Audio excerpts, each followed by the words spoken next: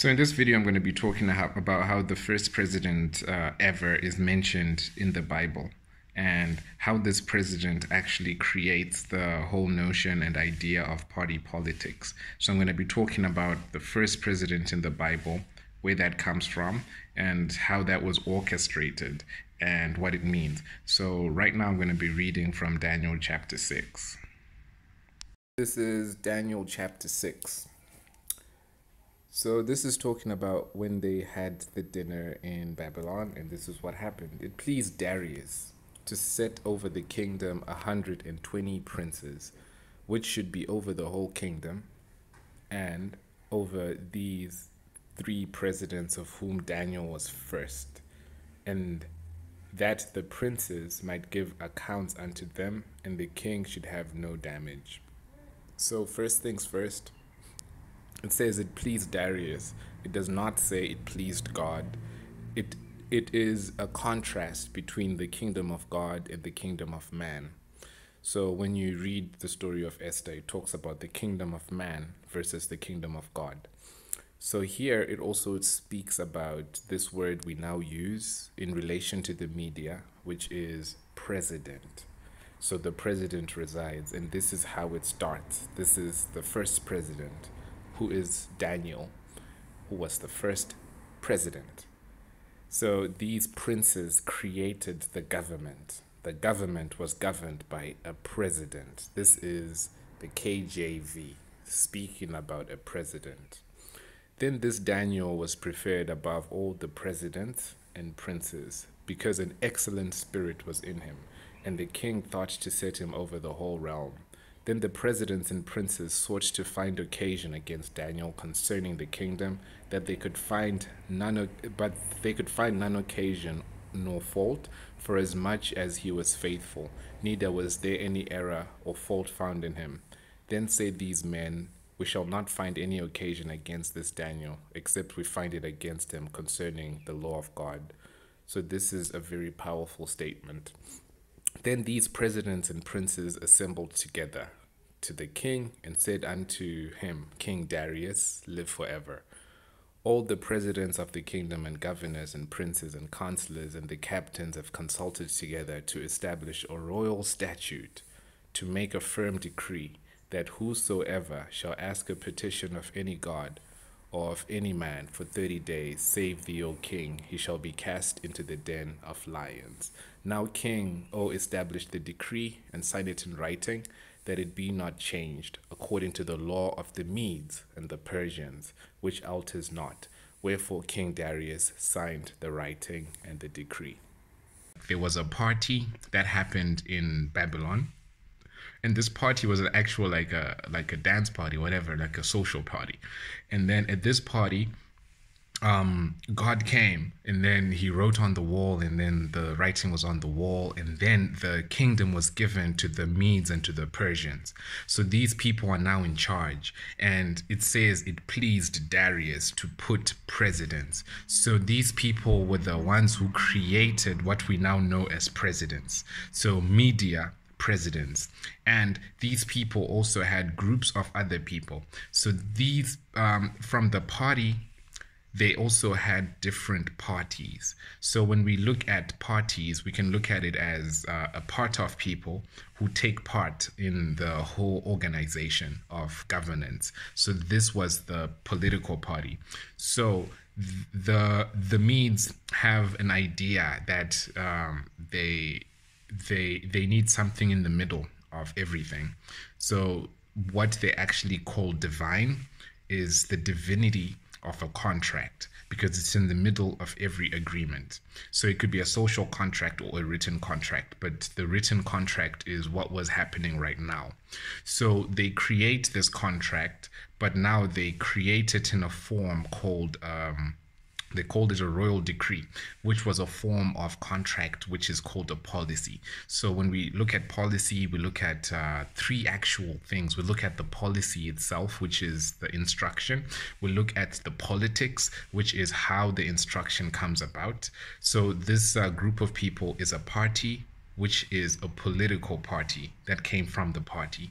And then we also look at the police. So this is what actually happened in the sense that they created a political policy to create a police state. So they were able to police the whole kingdom in order to see what Daniel was doing. This is what you call a police state, and they were able to actually capture him because of the politics of the political party. So this is actually the creation of a president, this is the creation of the politics, and this is the creation of the political party and the police state and how everything was going to be organized. So in this instant, what we're seeing is the power of the media, or the power of the Medianites, in creating a party. And this party is a political party, and this comes from an actual party which happened when God wrote on the wall. And we're actually looking at a party in terms of them trying to have a part in everything that is happening within the kingdom so that they could tear it apart. So the contrast that is happening is the idea of the kingdom of God and the kingdom of man. So again, this is Daniel chapter 6, verse 5. And it says, "Then said these men, we shall not find any occasion against this Daniel, except we find it against him concerning the law of his God." So these are some of the mistakes that people keep making, which is to try to make the laws that are comfortable to people or comfortable to man, or to make laws that come from man. So when we look at the book of Esther, there's the whole story of the princes in the Medes and the Persians, and they always have this problem. They always have this issue. So in the first issue, there was a man named Mamuken, and Mamuken was able to influence the king, and this dignitary was able to get the king to actually dump his wife, which worked out good for us because he ended up marrying Esther. But then after that, he had another dignitary, or another man, who was named Haman, and then Haman was able to actually convince him to create another law so that he could kill us, all of the Jews, right? So that he could kill all of the Jews, kill all of the people who believe in God. And this was another law, this was another decree, and this was politics, and this was a political party as well. So this is the same cycle that happens with the Medes and the Persians, and this same cycle is what the point of this is, to say that this kingdom is not the kingdom of God, but the kingdom of God is in the hearts of man, but the kingdom of man is what we see in terms of party politics, in terms of everything. But the spiritual kingdom of God is kingdom that is so set apart, and it has its own principles. And one of the principles that was used in the book of Esther, they fasted and they prayed. In the book of Daniel, Daniel had his own special fast, and they also prayed. And then in the book of Daniel, they were actually able to shut the jaws of the lions. So in this book of Daniel, let's see what actually happens, or what the outcome of this policy ends up being. So still on chapter 6. So in the morning the king went to find Daniel. So let's go to chapter 24 going forward. Start here. And the king commandment brought the men, the political party, which had accused Daniel, and they cast them into the den of lions, them, their children, their wives, and the lions had the mastery of them, and break all their bones in pieces, or ever they came, before they even came to the bottom of the den. Yo. Then King Darius wrote unto all people, nations, and languages that dwell in all the earth, peace be multiplied unto you. Okay, now we hear another policy. Okay, I make a decree that in every dominion of my kingdom men tremble and fear before the God of Daniel, for he is the living God and steadfast forever, and his kingdom that which shall not be destroyed, and his dominion shall be even unto the end. He delivers and rescues, and he works signs and wonders in heaven and in earth. Who has delivered Daniel from the power of the lions? So this Daniel prospered in the reign of Darius and in the reign of Cyrus the Persian. So that was the outcome. So in the end, like the whole faction, the whole political party were like actually utterly, completely destroyed.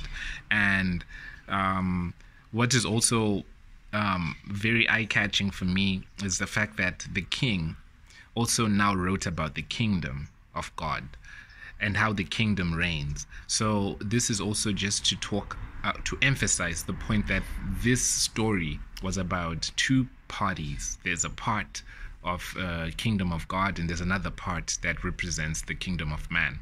And Daniel was thrown into a den of lions, and we have heard the symbolism of the lion used as the Lion of Judah.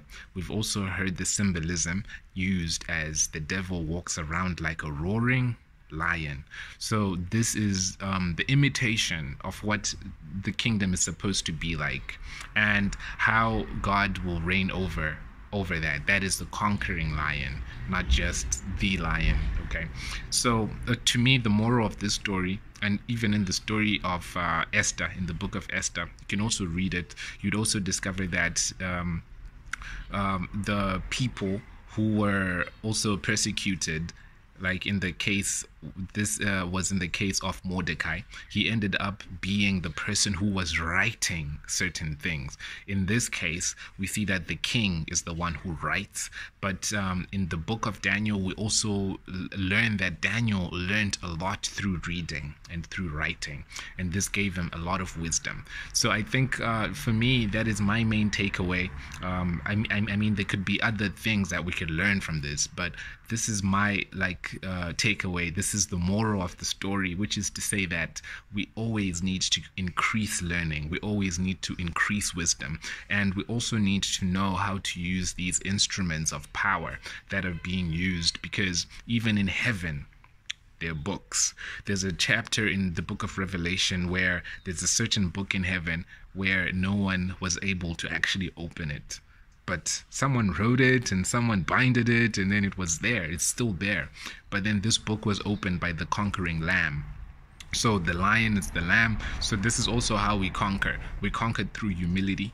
We conquered through minimalism. We conquered through not trying to be militant, because the battle is for God, not for us. So we conquer as the lamb, but we also conquer as the lion. So this could be a paradox to someone who doesn't understand these principles, but this is why we need to always understand the kingdom principles. So this is the point of this video, to understand the kingdom principles, which are governed by knowledge, wisdom, and understanding. Like, if you have everything, if you have all the money, if you have all the women, if you have your family, if you have children, but you don't have wisdom, and you don't have understanding, and you don't have charity, then you don't have anything. So what we need to do is to begin to be prophets.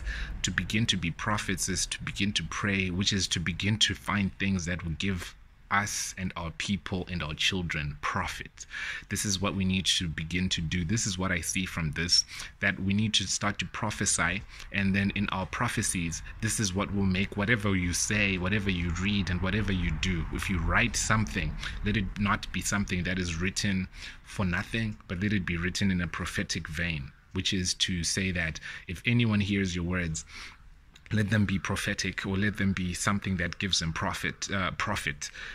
If you are to write something, let it be to the profit of the kingdom of God. This is the prophecy of all of the apostles and all of the prophets who have written the words that give us profit, even if the words might not be so palatable, or something like you're not ready to accept it. But the purpose of all prophecy is so that there's profit. So we need to begin to prophesy, but then we can only prophesy with enough wisdom, knowledge, and understanding. Because Hansi, like, you have to covet it. You have to actually go after it, like a deer wants to go. Like, if you're thirsty, you like need water. This is how we need prophecy. This is what the Bible teaches. This is what we're supposed to do.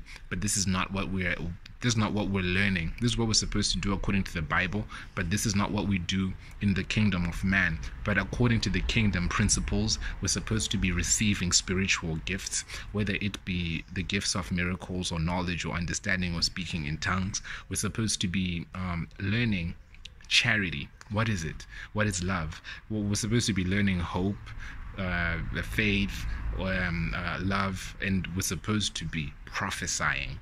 So this is the more of the story, that we also need to be prophets. So when we read the book of Esther, we understand that Mordecai had a prophetic vision of everything that was happening, and King Solomon also received all of the power to have profit in the kingdom through his dreams. So understand your dreams, just like Daniel.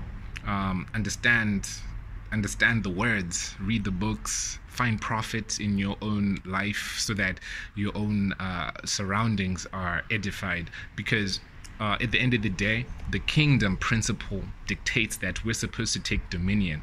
So when Adam is given the words of God, he's given dominion. So this is the kingdom of God on earth. So this is why we need to be profiting, in the sense of the power of the kingdom of God, not the power of man. But the power of man works in the kingdom of God, and the power of the kingdom of God works within man and through man.